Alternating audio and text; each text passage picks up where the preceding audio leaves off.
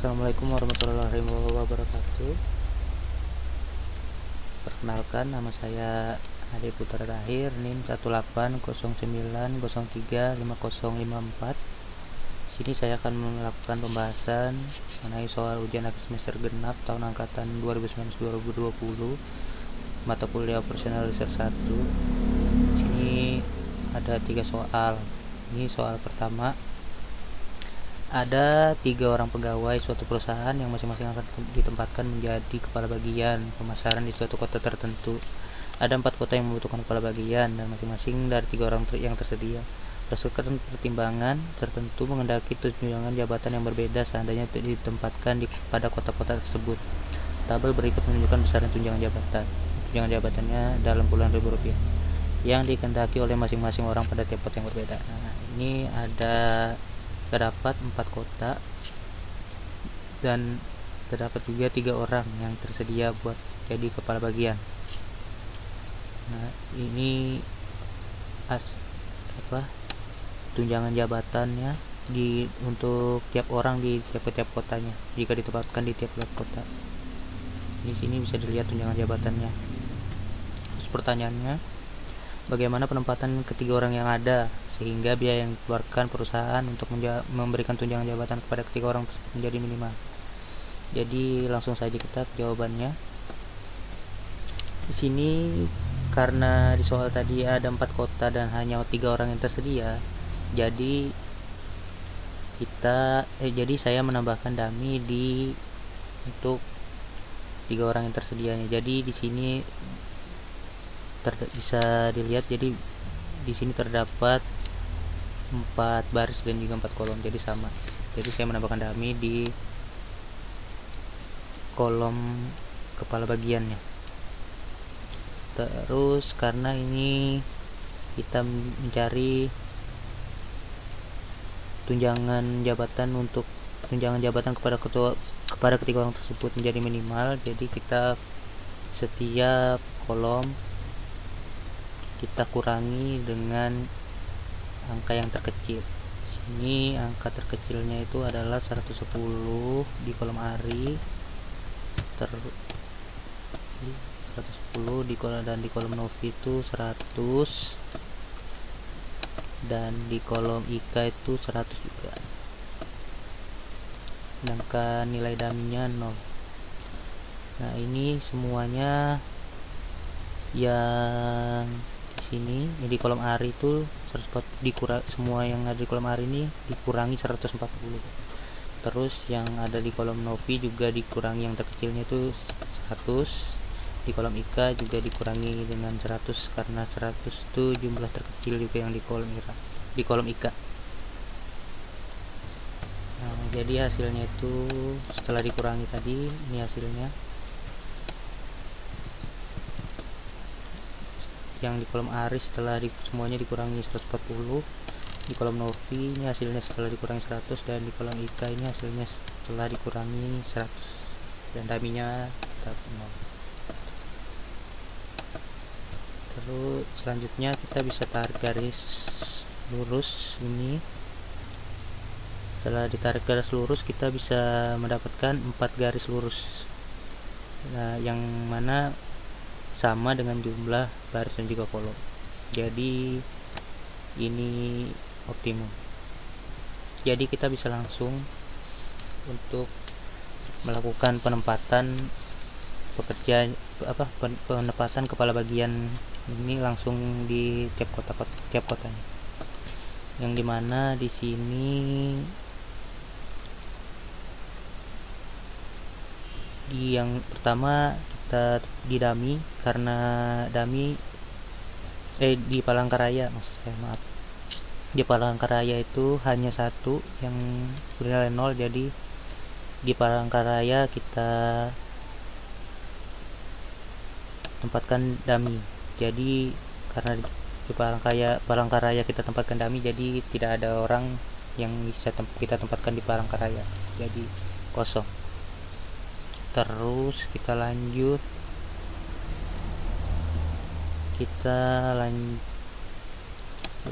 ke ini Tarakan, karena ditarakan angka nolnya ada di Dami dan juga di Ari.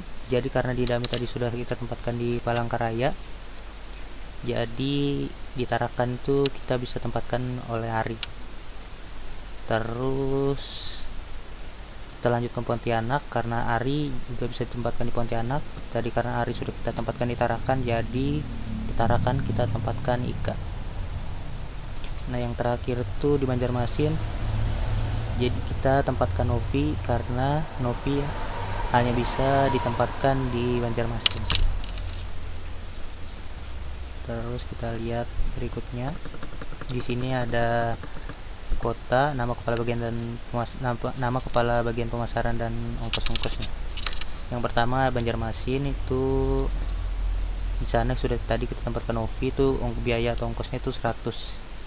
Terus di Pontianak tadi sudah kita tempatkan Ika di sana, jadi biayanya juga 100. Terus di Palangkaraya, karena tadi kita tempatkan Dami, jadi tidak ada orang yang kita tempatkan di Palangkaraya, jadi ongkosnya atau biayanya 0. Terus yang terakhir di Tarakan tadi kita tempatkan Ari, jadi biaya atau ongkosnya yang harus dikeluarkan terus untuk Ari itu 140. Jadi total biaya yang dikeluarkan perusahaan itu 340. Ini total biaya minimum yang harus dikeluarkan perusahaan. Ini biaya dan ongkosnya ini dalam puluhan ribu rupiah. Lanjut ke nomor 2. Nomor 2 ini pertanyaannya, sebuah perusahaan saat ini beroperasi dengan 3 buah pabrik yang memiliki kapasitas masing-masing sebagai berikut. Jadi ada 3 buah pabrik A, pabrik B, dan pabrik C. Terus ini ada kapasitas produksi tiap bulannya. Di pabrik A itu 90 ton, pabrik B 60 ton, dan pabrik C 50 ton. Total kapasitas produksi tiap bulannya 200 ton. Lanjut, saat ini ada kebutuhan dari 3 kota besar yang harus dipenuhi dengan besaran permintaan masing-masing kota itu ya sesuai tabel yang ini. Ada 3 kota, Solo, Kudus, dan Tegal. Dan permintaan di tiap bulan di tiap kotanya itu, di Solo ada 50 ton, di Kudus permintaannya 110 ton, dan di Tegal itu 40 ton. Jumlah permintaan tiap bulannya itu totalnya adalah 200 ton. Terus pertanyaannya adalah ini adalah perkiraan biaya transportasi tiap ton dari setiap pabrik ke masing-masing kota. Bisa dilihat ini perkiraan biayanya. Terus pertanyaannya, bagaimana distribusi sumber daya guna memenuhi kebutuhan dari ketiga kota besar tersebut? Selesaikan dengan metode NWC untuk NIM ganjil atau list cost untuk NIM genap. Kemudian lakukan optimasi dengan menggunakan metode Moody. Jadi karena saya NIM-nya genap, jadi saya menggunakan metode list cost. Nah, ini bisa dilihat tabelnya ini. Ini saya buat berdasarkan soal yang di sini. Itu saya buat berdasarkan yang ini. Ini di sini saya sederhanakan menjadi puluhan. Terus supply-nya itu berdasarkan yang ini. Terus demand-nya berdasarkan yang ini.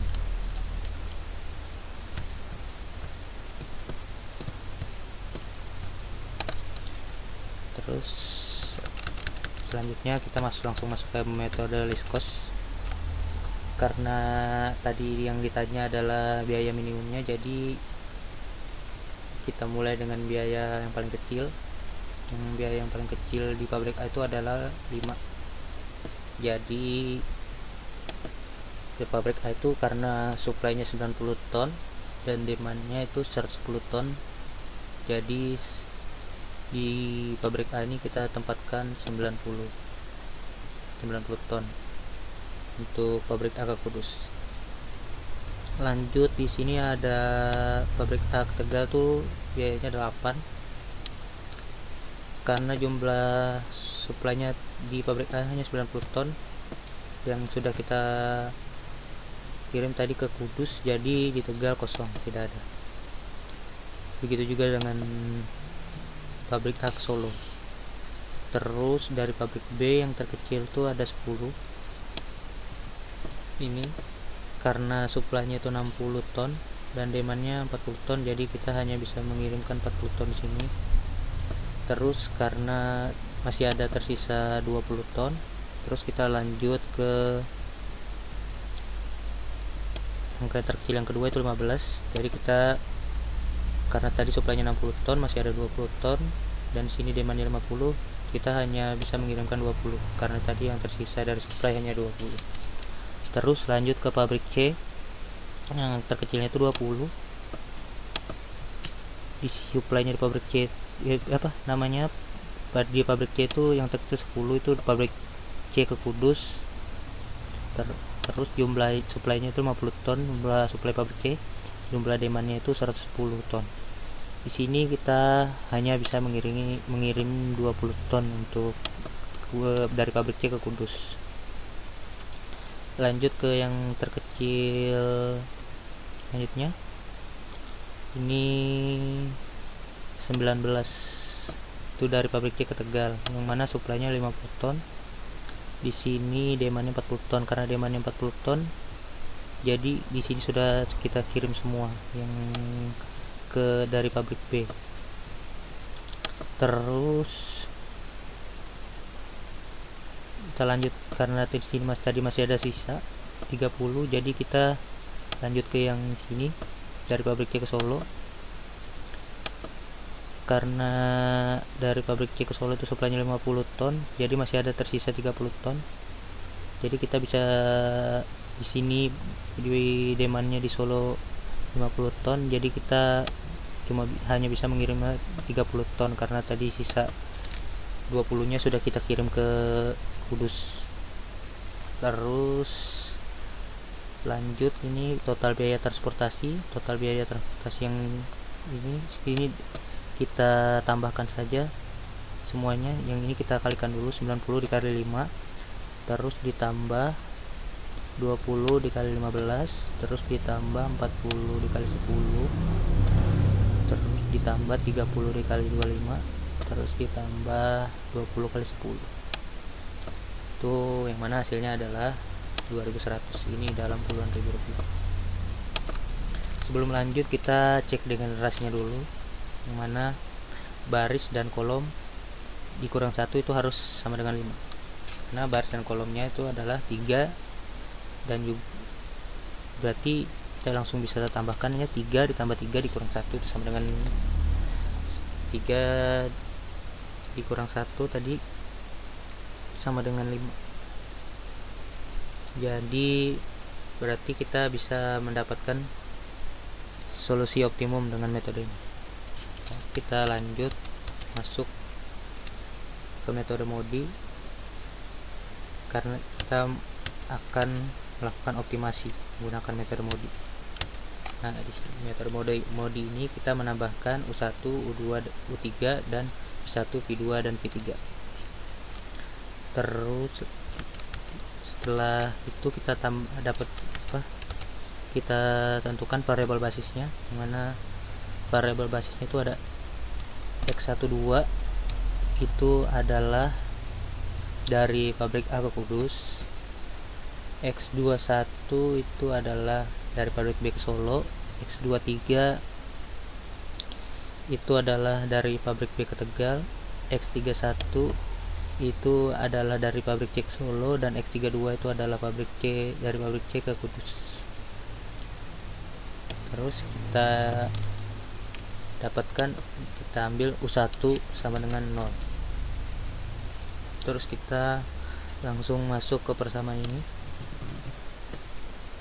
U1 ditambah V2 terus sama dengan C12 atau sama dengan 5. Jadi U1 nya tadi adalah 0, jadi ditambah V2 sama dengan 5. Jadi karena U1 nya 0, di sini V2 nya 5.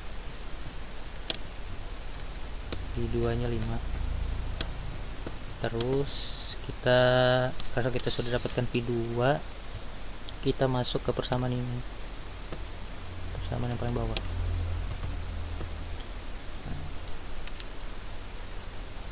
Terus kita U3 ditambah V2 sama dengan C32 sama dengan 10. Jadi U3 ditambah V2 itu tadi 5 sama dengan 10. Berarti U3 nya kita dapat 5 ini.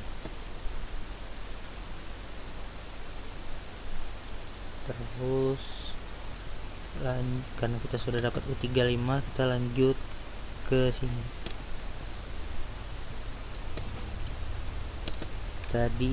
Jadi U3 ditambah V1 sama dengan C31 sama dengan 25. Karena kita tadi sudah mendapatkan U3 nya 5 ditambah V1 itu sama dengan 25, berarti kita dapatkan V1 nya 20. Terus kita masuk ke persamaan ini.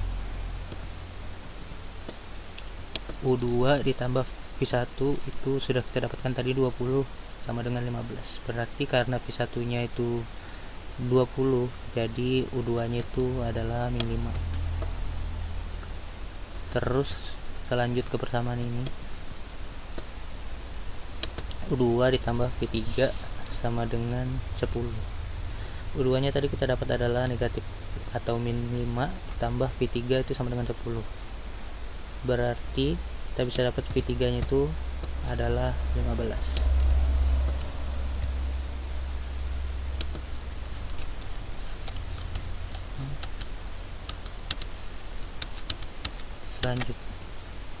Selanjutnya kita mencari K nya, yang mana K11 ini adalah dari pabrik A ke Solo, K13 itu dari pabrik A ke Tegal, dari K22 itu adalah dari pabrik B ke Kudus, yang ini. Terus K33 itu adalah dari pabrik C ke Tegal. Ini nilai K nya ini adalah nilai yang dari kosong ya, yang. Terus cara mencari K nya itu kita jumlahkan atau kita kurangi dengan baris dan kolom. Ini K11 nya itu adalah 20, kita kurangi U1 0 kurangi V1 20, jadi hasilnya 0. Terus K13 nya itu 8, kita kurangi 0 atau U1 dan kita kurangi jadi 15, juga 15, jadi hasilnya itu adalah min 7. Terus K22 nya itu adalah 20, kita kurangi dengan min 5, terus kita kurangi dengan 5, hasilnya adalah 20. Terus K33 itu 19, kita kurangi dengan U3 itu negatif 5, dikurangi dengan 5 maksudnya. Terus dikurangi V3 itu 15 dan hasilnya adalah min 1. Karena masih ada karena hasilnya masih ada yang negatif, jadi ini belum optimum. Jadi kita langsung masuk ke jalur tertutup.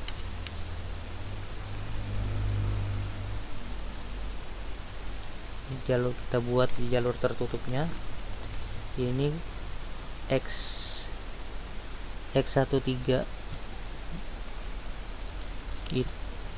itu tadi negatif. Terus kita harus mencari nilai minimumnya dari X12, X23 dan X31, yang mana nilai minimumnya itu adalah 90, 40 dan 30. Itu nilai minimumnya adalah 30. Jadi kita langsung jumlahkan dan kurangkan juga yang dengan 30, yang mana X12, X23 dan X31 itu harus kita kurangi dengan 30 dan yang lainnya atau sisanya kita tambahkan dengan 30 seperti yang ini. Kita langsung lihat ke tabel. Yang X13 atau dari pabrik A Tegal itu kita tambahkan 30 karena tadi ditambahkan 30. Terus X12 nya karena tadi nilainya negatif jadi kita kurangi 30 dan hasilnya 60.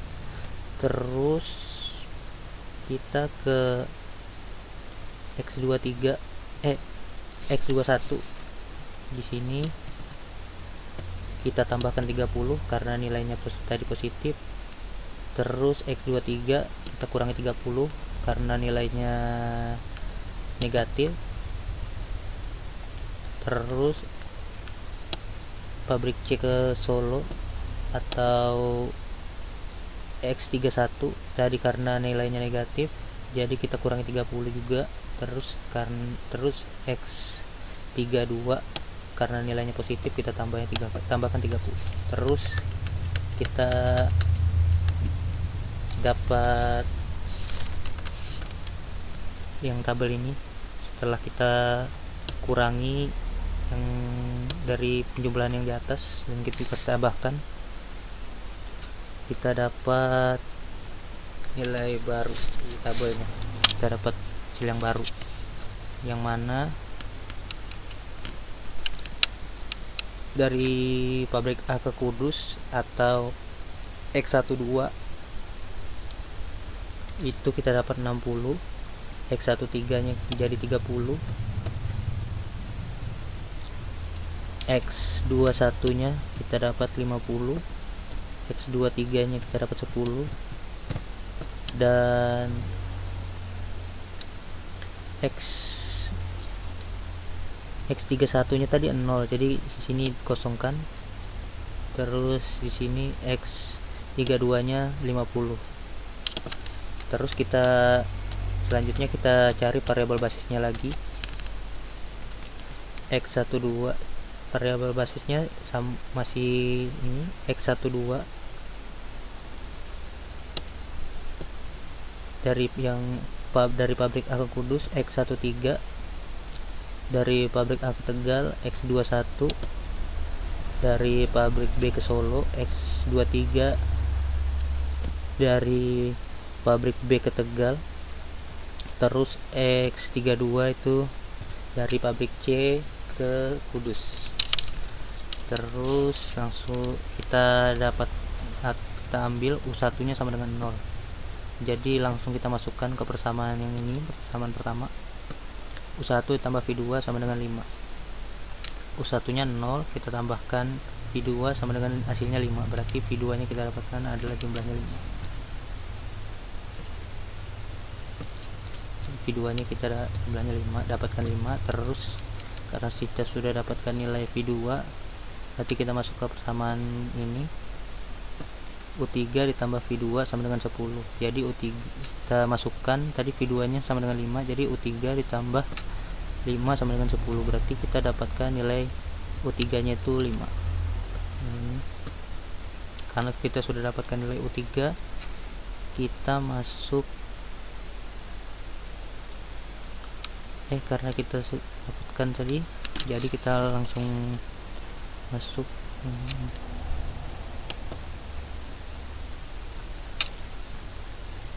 V2.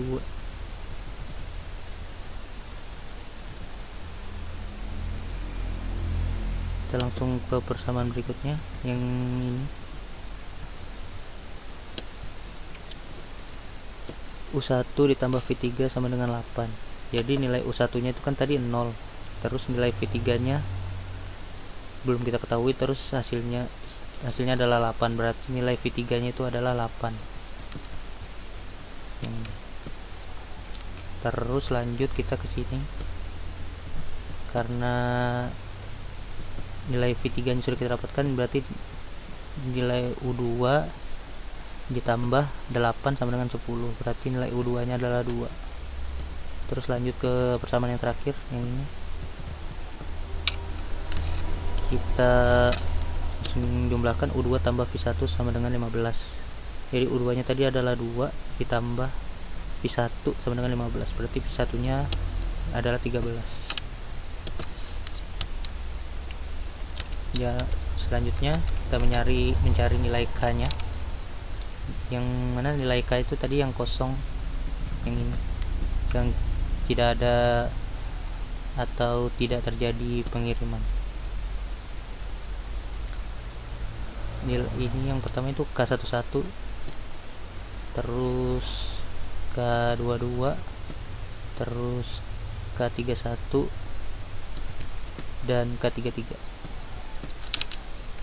Terus caranya sama, kita kurangin juga dengan barisan kolom, kita kurangin juga dengan barisan kolom yang sudah yang baru saja kita dapatkan tadi, yang mana K11-nya itu 20, kita kurang 0, kita kurangin juga 13, jadi hasilnya adalah 7. Terus K22 20, kita kurangi 2 U2-nya karena U2-nya adalah 2, terus kita kurangi juga 5 karena V2-nya adalah 5, jadi hasilnya adalah 13. Lanjut ke K31 itu adalah 25,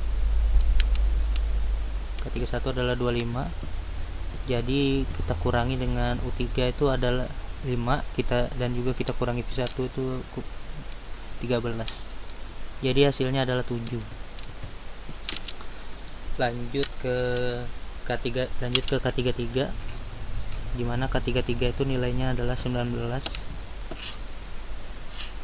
kita kurangi dengan U3 nilainya 5, terus kita kurangi juga dengan V3 yang nilainya 8, jadi hasilnya adalah 6. Berarti alokasi sudah optimal karena nilai K nya positif semua, yang tidak ada yang benar negatif. Jadi kita bisa lanjut ke yang B, itu yang ditanyakan total biaya transportasi yang optimum. Jadi kita tambahkan saja yang ini tadi, 60 dikali 5, kita tambahkan dengan 30 dikali 8, terus kita tambahkan dengan 50 dikali 15, terus kita tambahkan dengan 10 dikali 10, lalu kita tambahkan dengan 50 dikali 10, jadi hasilnya adalah 1890. Ini dalam ribu rupiah. Ini adalah total biaya transportasinya yang optimum. Terus lanjut ke soal yang ketiga. Ini adalah maksimasnya, ini adalah subjeknya. Terus yang ditanyakan adalah kita disuruh selesaikan dengan metode branch and bond yang diketahui hasil akhir dari metode simplex sebagai berikut. Yang mana ini nilainya terbalik, yang ini adalah X1 dan yang ini adalah X2. Langsung saja kita jawab langsung aja ke jawabannya. Ini adalah solusi optimal dari permasalahan di atas yang menghasilkan, ini adalah solusi optimalnya, Z nya itu adalah 41,25, terus X1 nya 3,75, terus X2 nya itu adalah 2,25. Ini adalah UB nya atau batasan atasnya. Terus lanjut, solusi ini tidak visible atau invisible karena variabelnya non integer atau bukan bilangan bulat, jadi ini adalah batasan bawahnya, yang mana Z nya sama dengan 34, X1 nya sama dengan 3, dan X2 nya sama dengan 2. Jadi kita dapatkan batasan baru pertamanya itu adalah X1 itu kurang atau sama dengan 3, X1 juga lebih besar atau sama dengan 4. Terus kita lanjut ke metode linear programming yang kedua. Ini kita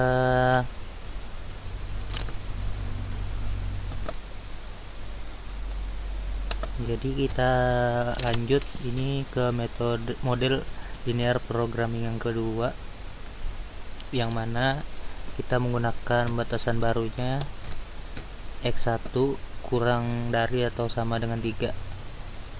Terus kita masuk ke persamaan yang X1 ditambah X2 kurang atau sama dengan 6. Itu kita mendapatkan X2 nya itu 3 dan nilai Z nya 39. Terus kita masuk ke persamaan yang ini. Terus yang kita dapatkan adalah X2 nya itu adalah 3,6 dan Z nya itu 4,2. Jadi ini melewati batasan atas atau melewati UB. Terus kita masuk ke model linear programming yang ketiga dengan batasan barunya X1 lebih besar atau sama dengan dari 4. Terus kita masuk ke persamaan yang ini, X1 ditambah X2 kurang dari atau sama dengan 6. Jadi kita dapatkan X2 nya itu 2 dan Z nya adalah 42. Jadi ini masih melewati UB. Terus kita masuk ke persamaan yang ini, 9x1 ditambah 5x2 kurang dari atau sama dengan 45. Jadi kita dapatkan nilai X2 nya itu adalah 1,8 dan Z nya adalah 41. Jadi dari situ kita mendapatkan batasan baru kedua, yang mana X2 itu kurang dari atau sama dengan 1 dan X2 nya lebih besar atau sama dengan 2. Jadi kita lanjut menggunakan persamaan yang ini karena ini sudah integer.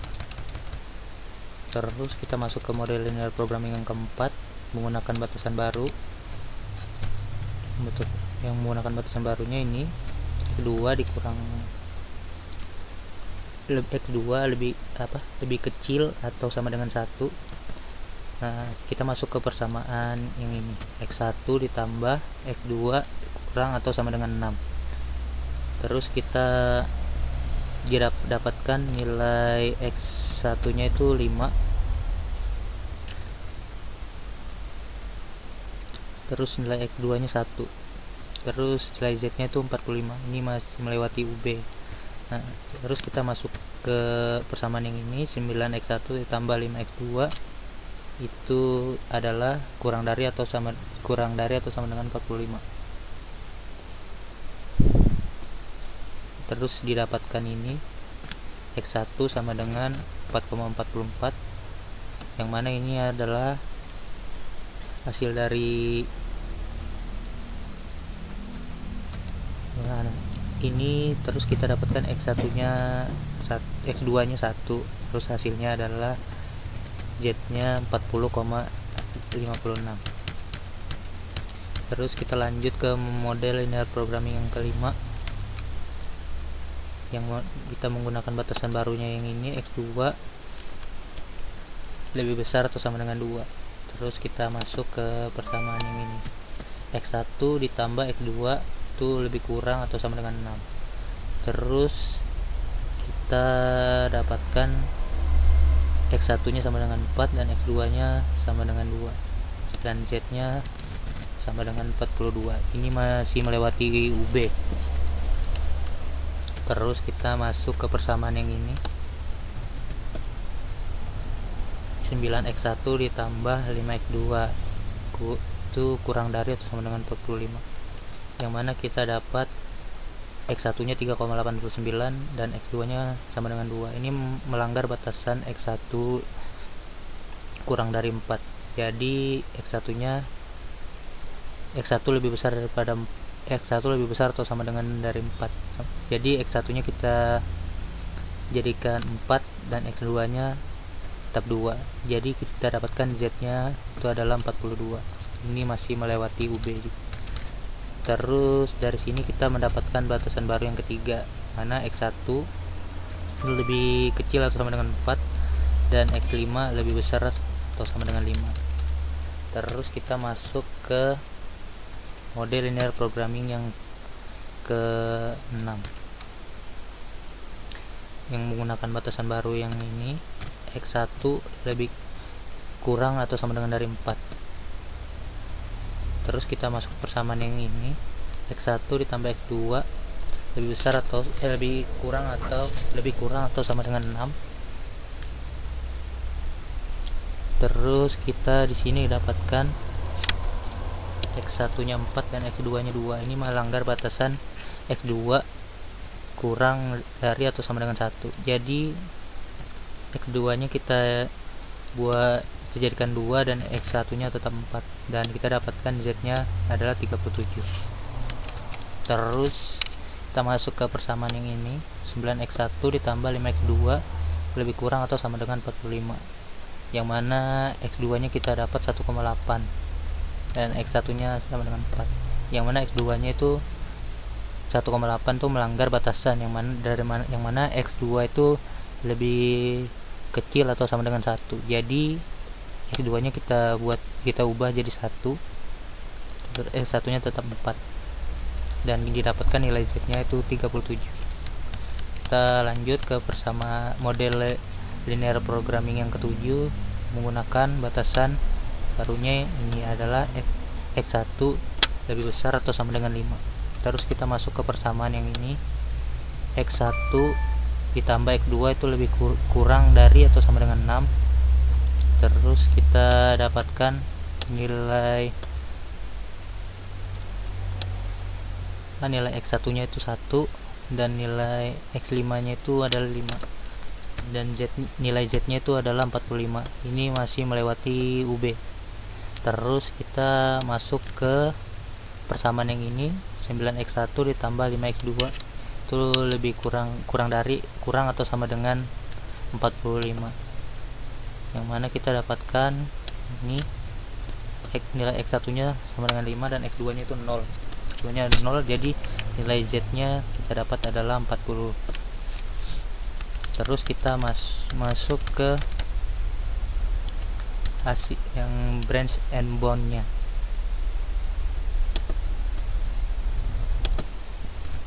Jadi selanjutnya kita masuk ke hasil branch and bound nya, yang mana di model linear programming yang pertama itu hasil Z nya itu adalah 41,25, dan ini adalah variabel yang kita dapatkan itu X1 nya 3,75 dan X2 nya itu adalah 2,25, dengan batasan X1 kurang dari atau sama dengan 3 dan X1 nya lebih besar atau sama dengan 4. Terus kita lanjut ke model linear programming yang kedua. Ini karena nilai Z nya tadi adalah 39 dan variabel yang didapatkan tuh X1 adalah sama dengan dari 3 dan X2 adalah sama dengan 3 juga. Nah, karena ini nilainya sudah integer, jadi kita tidak perlu cabangkan lagi. Terus kita lanjut ke model linear programming yang ketiga, itu nilai Z nya adalah 41 dengan batasan X2 adalah kurang dari atau sama dengan 1 dan X2 lebih besar atau sama dengan 2. Terus kita lanjut ke persamaan selanjutnya, persamaan yang keempat, nilai Z nya itu adalah 40,56.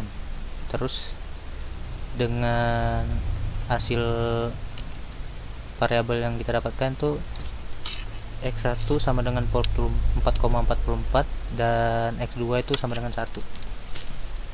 Terus variabel yang kelima ini invisible atau tidak invisible atau tidak visible. Nah, terus kita lanjut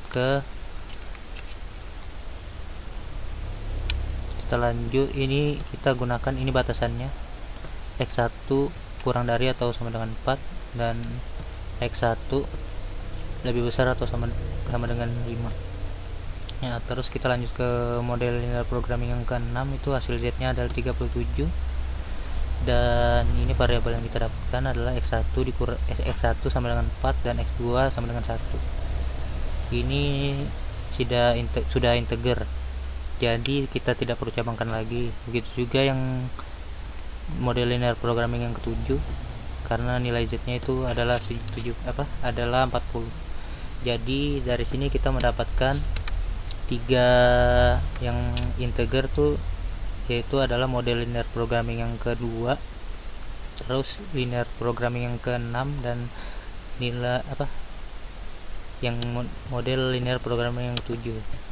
Nah, terus yang mana kita ambil di sini adalah yang terbesar, yaitu yang model linear programming yang ke-7, yaitu 40.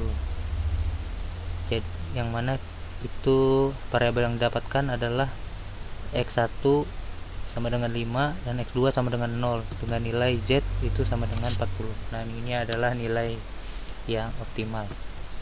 Jadi itu saja dari saya, kurang lebihnya mohon maaf. Wabillahi taufiq wal hidayah. Wassalamualaikum warahmatullahi wabarakatuh.